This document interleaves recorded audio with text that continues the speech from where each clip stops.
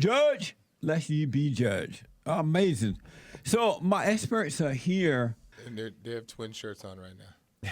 Stop. I saw him come in like that. I'm like, so he's going home. And he laughed.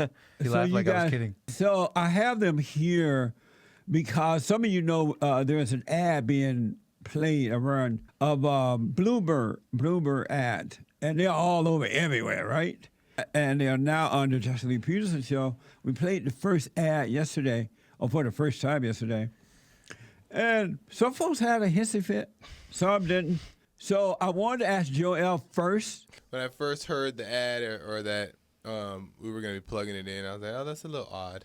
Though he's paying, why are we advertising his stuff or whatever the case? Why does he get a section on our show? So I wasn't sure really how to feel about it. But, I mean, I do kind of see what people are, why they're, kind of feeling a certain way about it, because it does seem kind of, they follow you for that reason, and then when you play a Bloomberg ad, it's kind of like a slap in their face. They see it as, and kind of like, what the, right? It's like you're married to Trump, but then you're dating Bloomberg. Ooh, side chick. Cheating. You just mentioned how, like, you said that, oh, I can see how the viewers see it as a slap in the face, and I want to ask if you see it as a slap in the face. Do I see it as a slap in the face? I don't think I just don't look at it as like a big deal. You know what I mean? I don't see it as a big deal. I do kind of like, it is kind of a little, it's interesting. Definitely interesting. It's interesting, like, oh, okay, the Bloomberg ad is being played after, we don't really agree with, A, B, and C. Okay. Interesting. That's my expert, Luke from West Virginia. Thank you for calling. You're on the air. Good morning, Jesse. Hey, I got to apologize to you, Jesse, because I automatically assumed that you was a sellout. I apologize without even listening to your response or what you would say. I automatically assumed you was a sellout. I'm sorry? And I'm sorry for that. Oh, no problem, man. I totally understand it. What were your response, Nick? I was informed the night before, right? But I was told, like, oh, so this is what's going on. We're going to be running the Bloomberg. I was like, oh, okay. And I didn't think much of it. As fact, when I was first told, it was so benign that the first thing I thought was the first thing I thought when I was told, I was like, cool. I thought viewers would be happy for us, but instead I realized, oh dang, all the haters in the chat are gonna love this. They're gonna take this and run. They're gonna take it and run. And I even told Joel before the show started. I was like, dude, I just realized. Why were you? I didn't think it was gonna be like that. Oh. I was still kind of surprised. I was just like, this is like so out there. But I don't know if it was like a bunch of them or just a vocal few. I still can't tell. But right, James is the hate report. And when you first heard that we were going to be running these ads, and what was your first impression and the impression of how some of the people reacted? And so so this guy. I heard this team is coming to you saying, hey, we want to advertise on your show. Okay, suckers? Let's do it. And I'm not surprised that the people are overreacting, but I have seen that it's mostly by all of the snakes. Yeah. And then many of the women, the well-meaning, nice Christian women, that just are not thinking about it clearly, right, are overreacting to it. And some of like not just the Christian women, but the kind of standard thinking, judgmental the fake Christians, they still like your show. They may be well-meaning or they may not be, but they're all over it. A nothing situation. You guys can sit through an ad and nobody's going to be convinced to vote for Bloomberg. Yeah. Except for Mays. She was already thinking of voting for Bloomberg.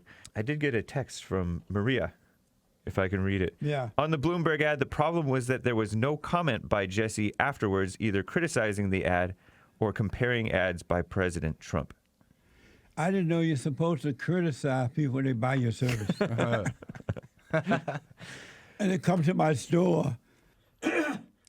they come to my store and buy my outfit, and then I criticize them. It's like, might as well not sell them the outfit. Well, you criticize him in the course of natural Yeah, commentary, right. not for the ad itself. A lot of the Jew haters are on this because they think that you're being paid by the Jews to say what you say, and so I do notice that they just make up stuff. They say there's even nice Christian ladies who support who say Jesse sold out. And I'm like, no, he didn't sell out. His message is exactly the same. He sold ads.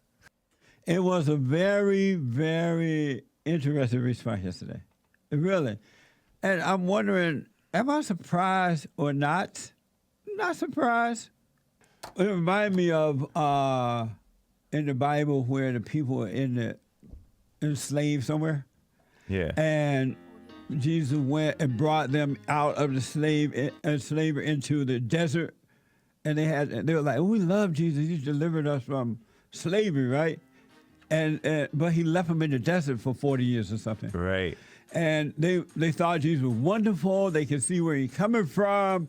Jesus was just a man. You a dog. Jesus, we love you, Jesus.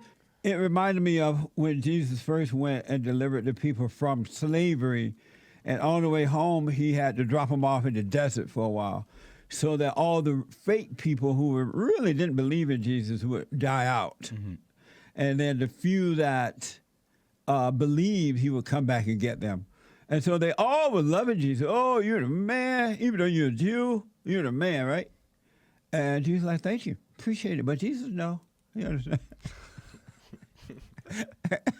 Like you were there. And so Jesus went away for a while and left them in the desert. Am I right about this thing? Yeah.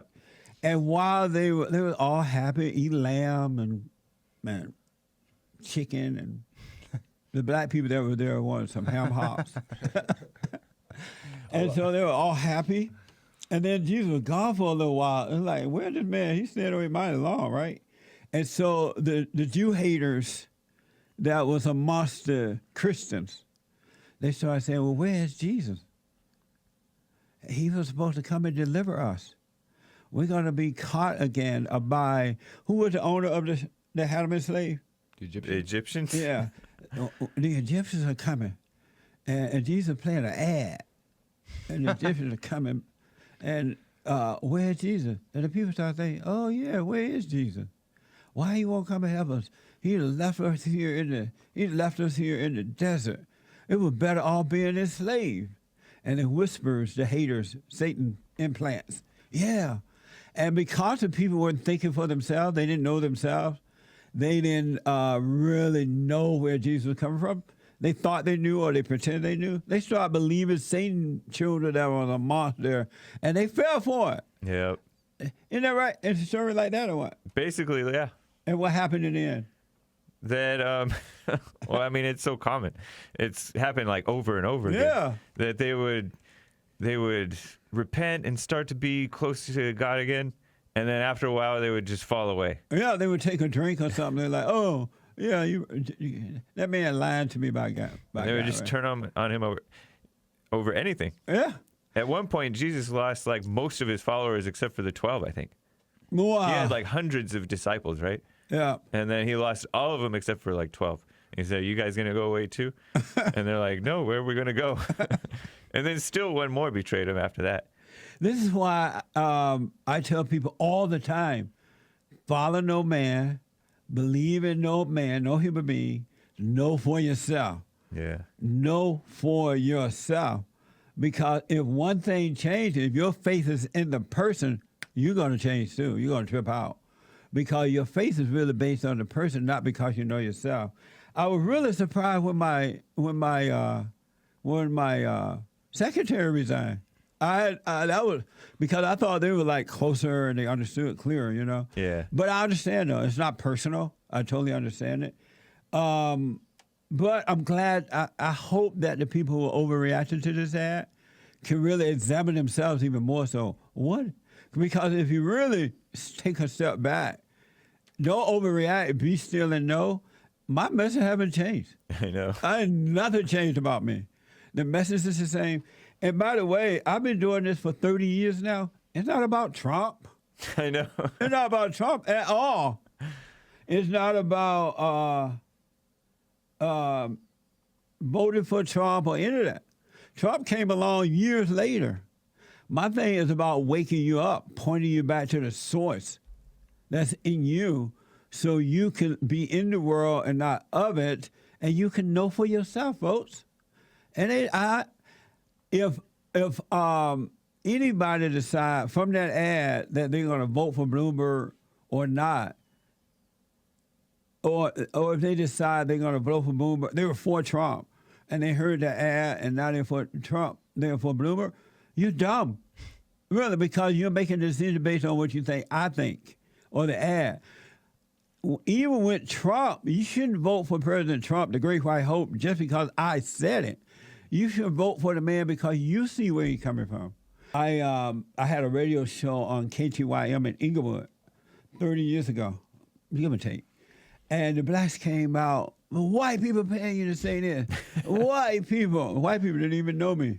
But white people doing this, right? And I would say, okay, that's a commercial time. If there are any white people that would pay me to speak the truth, do what I do, here's my phone number, right? And likewise, there are any Jews that would pay me to help me get the truth out, rebuildingtheman.com, whatever, right? Just producer at justleepeterson.com. Why not take the money if you're using it for the good? Wake up. Wake up, America. You shouldn't even be talking well of Trump right now, according to some of the haters. Oh, now he can't say good things about Trump and stuff. I know. Are you serious? That's what they're saying. Yesterday on Hake Insane News, things. I said stuff about Bloomberg, right? Like I always do. And they said, you can't say, are you aware that you're playing an ad for Bloomberg? Like they don't understand. Duh. This is why you need good parents too, to be perfect examples. Because if the parents were perfect examples, the kids wouldn't be all in their head like this. Yeah. But I want to hear from you about whatever you want to talk about. It doesn't have to be about the ad, but whatever's on your mind. Thank you, my experts. Let me hear from my experts, folks. Amazing. My experts. It's all cleared up now. Back in a moment. Stay connected to your father. Trust me, you can never lose. Rule number 2. Well, let's just focus on the one. Apart from God, there's nothing you can overcome. Don't be a beta. You need to go back to the creator. Give your life to God because he made you. You got your mama's spirit.